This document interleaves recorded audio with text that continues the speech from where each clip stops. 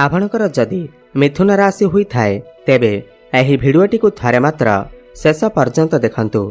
आपणकर व्यस्तबहुल समय मध्यरु आपण 10 मिनिट समय आपण निज पाई दियंतु एवं निजर भविष्यत विषय जानतु। मिथुन राशि व्यक्तिविशेष मानकर जीवन एही पवित्र राखी पूर्णिमा ठारू बदलिबाकु जाउअछि, कारण ग्रह नक्षत्र मानकर चलन रे गोटे बहुत बड़ परिवर्तन हेबाकु जाउअछि। सबुठार बड़ कथा यह अटे कि देवगुरु बृहस्पति नक्षत्र परिवर्तन करने जाउछंती, पुनर्वसु नक्षत्र रे प्रवेश करुछंती।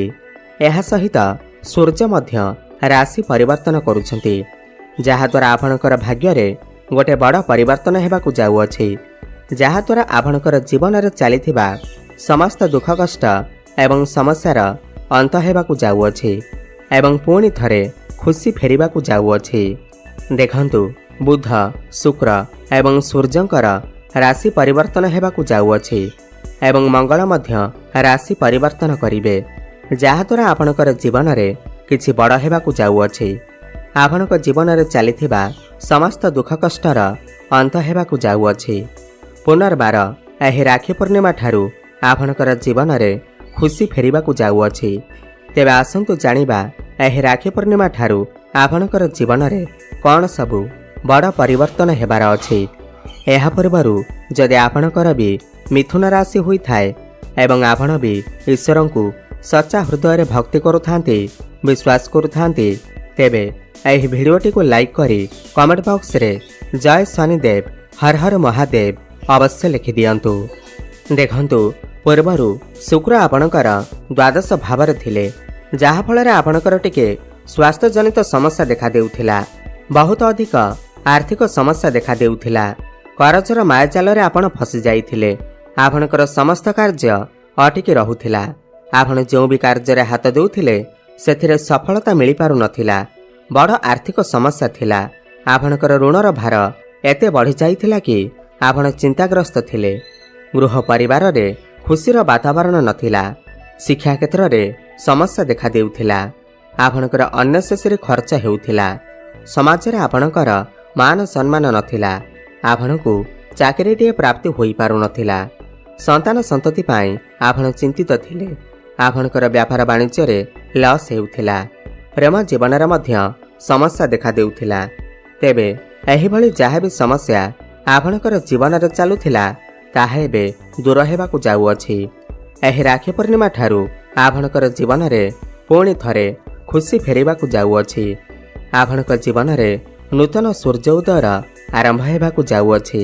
देखंतु सर्वप्रथमे त बृहस्पति नक्षत्र परिवर्तन करुछंती पुनर्वसु नक्षत्र को, एवं पुनर्वसु नक्षत्र रे बृहस्पति को बहुत ही उत्तम माना जाइथाए। गुरु आपणकर लग्न रे विराजमान अछंती, आपणकु मान सम्मान प्राप्ति हेबा। एही राखी पूर्णिमा परे आपणकर लोकप्रियता बढ़िबा, मान प्रतिष्ठा बढ़िबा। पूर्वरु जदि आपणकर किछि स्वास्थ्य जनित समस्या लागि रहितिला ताहा सब दूर होइजिबा। पुरुणा रोगरु मध्य आपणको मुक्ति मिलिजिबा, आपण स्वास्थ्यवान अनुभव करिवे। किंतु गुरु लग्न रे थिबारु आपणकर टिके मोटापण बढ़ी जाई पारे, एथिप्रति आपण टिके ध्यान देबे। गुरुंक सहित शुक्र मध्य विराजमान अछंती एवं गुरु आपणकर लग्न रे बसी आपणकर पंचम भाव को देखुछंती। पंचम भाव आपणकर प्रेम जीवनर भाव होइथाए, शिक्षा क्षेत्रर भाव होइथाए।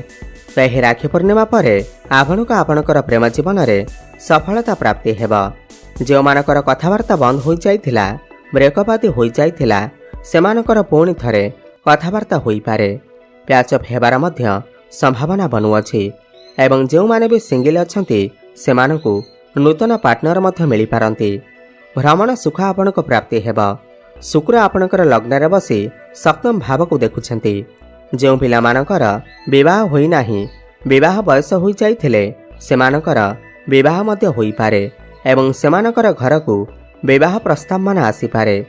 गुरु एवं शुक्र आपणकर सप्तम भाव को देखुथिबारु जो दंपति माने संतानर आशा रखिथिले, संतानर कामना करुथिले, तो सेमानकु संतान सुख मध्य प्राप्ति हेबा। वैवाहिक दाम्पत्य जीवन मध्य सुखमय व्यतीत हेबा।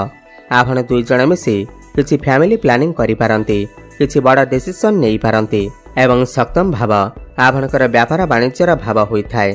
तो व्यापार वाणिज्य आपण बहुत अधिक उन्नति करेंगे। आकस्मिक भाव में आपण को धन लाभ हेबार जोग बनुअछि। आपण किसी नूतन व्यापार वाणिज्य आरंभ करिपारंती। आपणकर ग्राहक बढ़ी पारंती। आपणकर डेली इनकम बढ़िबा। फाइनेंशियल ग्रोथ हेबा। शिक्षा क्षेत्र में आपण बहुत अधिक उन्नति करेंगे। आपण किसी उच्च शिक्षा करबा पई बाहर को जाई पारंती। एही राखी पूर्णिमा पर जदि आपणकर किसी एग्जाम अछि, खास करी कॉम्पिटिटिव एग्जाम अछि, सरकारी परीक्षा अछि, तेबे सेथिरे आपण निश्चिंत भाव में उत्तीर्ण करेंगे। आपण पाठपढ़ारे बड़ डिसिजन नहीं पारंती, बड़ परिवर्तन करि पारंती। आपणकर भितरे ज्ञान एवं बुद्धि बढ़िबा। आपण किछि बड़ करबा को चेष्टा करि पारंती। आपणकर मन पाठपढ़ारे लागिबा। समस्त इंटरव्यू रे आपणको सफलता प्राप्ति हेबा। गुरु आपणकर लग्न रे बसी आपणकर भाग्य भाव माने नवम भाव को देखुछंती। तो यही राखी पूर्णिमा पर भाग्य आपणकर सपोर्ट करिबा। भाग्य बल रे आपणको कम परिश्रम रे अधिक सफलता प्राप्ति हेबा। आपण जो भी कार्य हाथ देबे सेथिरे आपणको सफलता प्राप्ति हेबा। आपण किछि बड़ कार्य आरंभ करि पारंती, बड़ इन्वेस्टमेंट करि पारंती, किमा घर को कोनोसी बड़ जिनिस क्रय करिकि आनि पारंती। आपणकर मन धर्म आड़क अग्रसर होई पारे। आपण कोनोसी धार्मिक स्थान को यात्रा करि पारंती एवं आपणकर गृह रे कोनोसी शुभ मांगलिक कार्यर आयोजन मध्य होई पारे। एवं जो माने भी शेयर मार्केट, स्टॉक मार्केट एवं ट्रेडिंग रे काम करुछंती सेमानुका आकस्मिक भाव में लाभ मध्य प्राप्ति हेबा। पितांकर साहाय्य सहयोग आपनको प्राप्ति हेबा। पौत्रिक संपत्ति आपण लाभवान हेबे।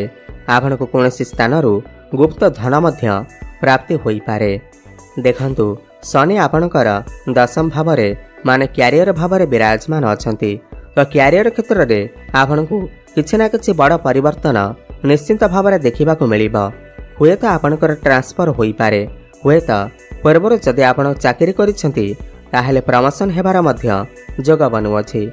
एवं जो माने भी बेरोजगारी अछंती सेमानकु नूतन चाकरी मध्य प्राप्ति होई पारे। आपण चेष्टा जारी रखंतु। कर्मक्षेत्र में आपनको सम्मानित करा जाई पारे। ऊपर ऑफिसरंकर सपोर्ट आपनको प्राप्ति हेबा। आपणक पाखकु नुआ नुआ काम आसी पारे एवं आपण समस्त टार्गेट को अचीव करि पारिबे। लोकप्रियता आपणकर बढ़िबा। कर्मक्षेत्र में आपण बहुत अधिक उन्नति करिबे।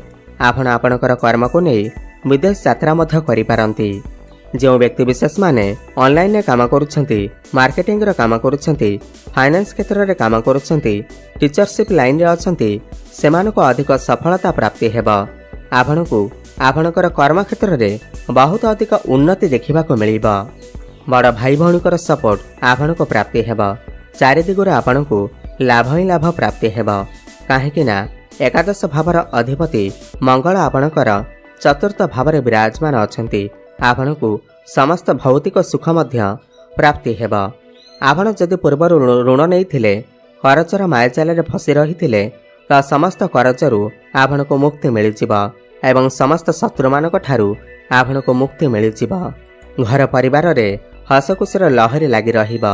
आपणकर द्वितीय भाव में सूर्य एवं बुध बुधादित्य राजयोगर निर्माण करुछंती एवं द्वितीय भाव आपणकर धनर भाव होइथाय। यही राखी पूर्णिमा पर आपण बहुत अधिक धन कमाइबे। आपणकर बैंक बैलेंस बढ़िबा।